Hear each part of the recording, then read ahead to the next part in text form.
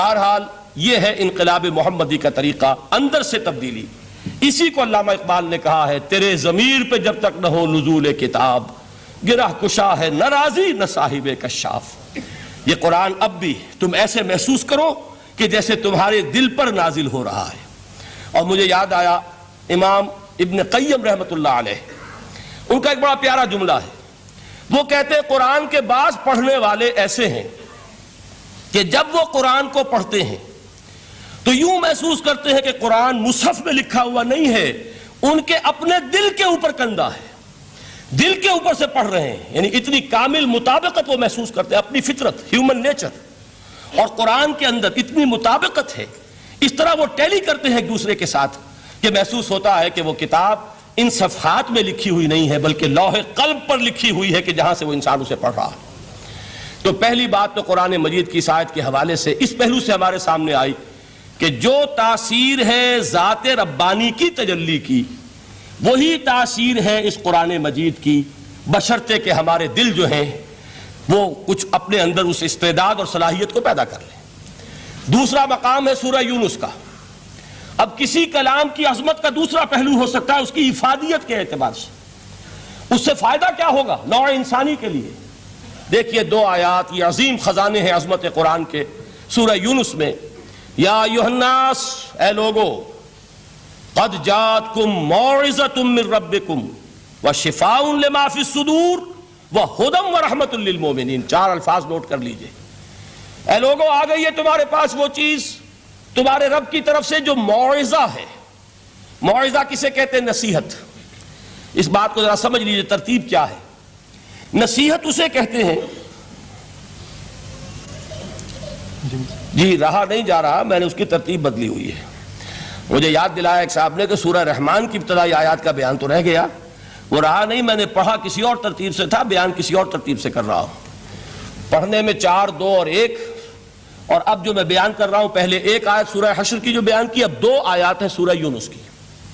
لوگوں، تمہارے پاس آ گئی ہے تمہارے رب کی طرف سے موعظت، اور تمہارے سینوں کے اندر جو روگ ہیں ان کے لیے علاج۔ توجہ کیجئے گا، ہم نے قرآن کو کیا سمجھا ہے؟ صرف ایک مقدس کتاب، ایک حصول ثواب یا ایصال ثواب کا آلہ۔ قرآن ہے کیا؟ نمبر 1 موعظہ۔ موعظہ کسے کہتے ہیں؟ وعظ اسے کہتے ہیں وہ بات جس سے دل نرم ہو جائے، دل کے اندر گداز پیدا کرنے والی شے۔ وجہ کیا ہے؟ اعلیٰ سے اعلیٰ حکیمانہ بات کسی سے کہی جائے، دل سخت ہے، اثر نہیں ہوگا، ایک کرسٹ آ جاتا ہے انسان کے دل کے اوپر۔ جیسے کہ یہود کے علماء کے بارے میں فرمایا گیا، ثم قست قلوبکم فہی کالحجارۃ او اشد قسوۃ وان من الحجارۃ لما يتفجر منه الانہار وان منها لما يهبط من خشیۃ اللہ وان منها لما يشقق فيخرج منه الماء۔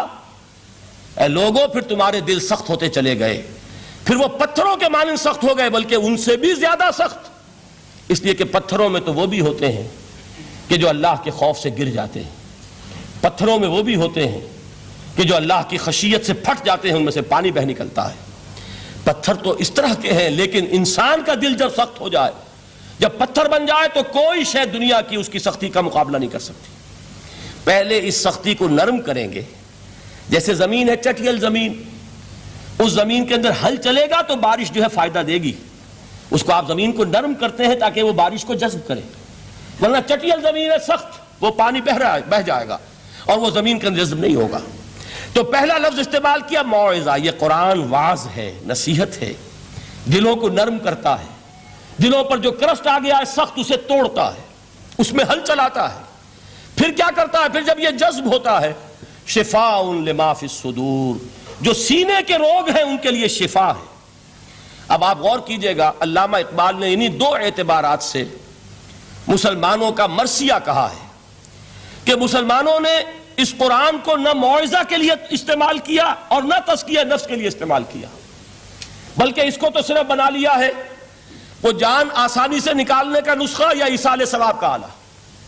چنانچہ کہتے ہیں واعظ کے لیے واعظ دستاں زن و افسانہ بند۔ واعظ جو ہیں ہمارے داستانے کہتے ہیں، افسانے کہتے ہیں، قصے کہتے ہیں، لطیفے کہتے ہیں۔ معنی او پست و حرف او بلند، اس کے بیان میں معنی تو ہوتے ہیں بہت ہی گھٹیا، نیچے کے، پست، الفاظ کا شکو ہوتا ہے، الفاظ بہت اونچے ہوتے ہیں۔ از خطیب و دیلمی گفتارے ہو با ضعیف و شاذ و مرسل کارے ہو، سارا واعظ و نصیحت جو ہو رہا ہے وہ ضعیف حدیثوں کے ذریعے سے، ضعیف روایات بخاری کی ہو، مسلم کی ہو، ترمذی کی ہو، ابن ماجہ کی ہو۔ کہاں خطیب بغدادی اور دیلمی وہ کتابیں کہ جن کی کوئی سند نہیں ہے، وہاں کی روایات کے ذریعے سے لوگوں کو تذکیر کرنے کی کوشش کر رہے ہیں۔